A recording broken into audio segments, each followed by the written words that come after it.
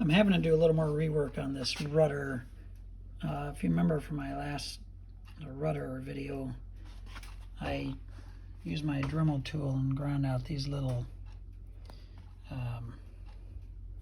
notches here, hard to see them with this lighting.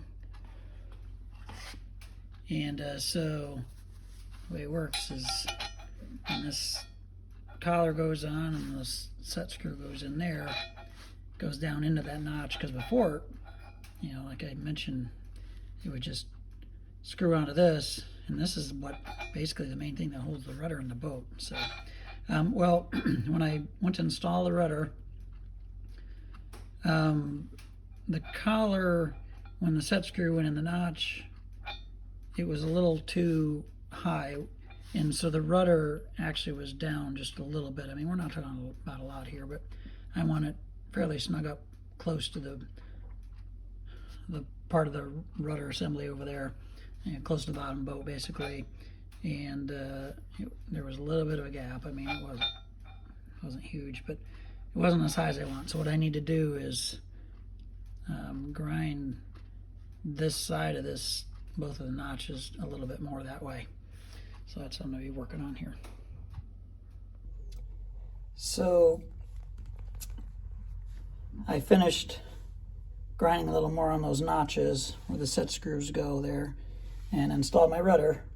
And so the collar's in place, and I used Loctite blue, stuff, to, even though it's in a red container, it's the blue. And I put Loctite in these two set screws. There's one there and there's one back here, and so that should be good. So the next step will be to attach the tiller arm, and then my steering cylinder, which obviously I have out.